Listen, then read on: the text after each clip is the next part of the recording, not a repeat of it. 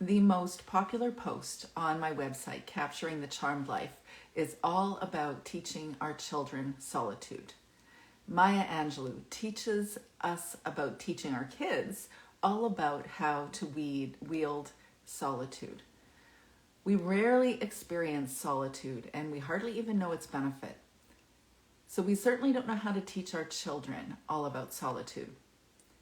Our Western culture teaches us that get in front of other people, then your ego will be satisfied.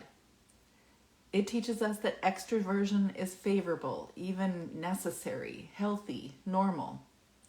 It teaches us that constant activity equals a productive, meaningful life. We find our value and purpose by being busy. That we should search for meaning outside of ourselves, even in crowds, preferably in crowds of people. I take a lot of benefit from the words of Maya Angelou. I appreciate so many things she shares. She has a perspective on a parable, a scriptural parable that I have always understood in a different way. But I want to share what she shares about this biblical story. She says in the biblical story, the prodigal son risked and for a time lost everything because of an uncontrollable hunger for company. First, he asked for and received his inheritance, not caring that his father, from whom he would normally inherit, was still alive, not considering that by demanding his portion, he might be endangering the family's financial position. The parable relates that after he took his fortune, he went off into a far country, and there he found company. Wasteful living conquered his loneliness. Riotous companions helped deal with his restlessness. For a while, he was fulfilled, but he lost favor in the eyes of his friends. As his money began to disappear, he began to slip down the steep road to social oblivion. His condition became so reduced that he began to feed the hogs.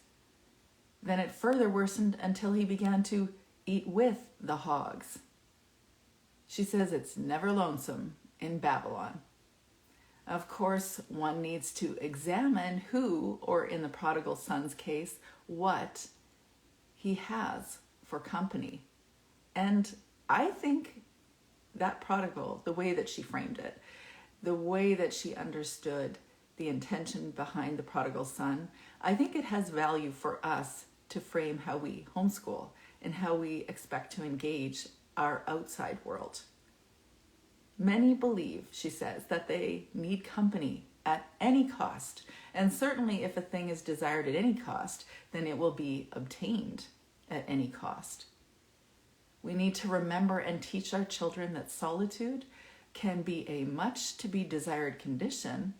Not only is it acceptable to be alone, at times it is positively to be wished for. Oh, the numbers of times I have been asked about my child's socialization. You too? Because there's an expectation that my child should be in a group of 25 to 30 kids that are the same age as my child. And that is to be desired. But what about solitude? Maya Angelou says that it's in the interludes between being in company that we can talk to ourselves. In the silence, we listen to ourselves. Then we ask questions of ourselves. We describe ourselves to ourselves. And in the quietude, we may even hear the voice of God. Homeschooling certainly can offer solitude and all its benefits if we allow it. How to do it? Well, frankly, limit extracurricular activities.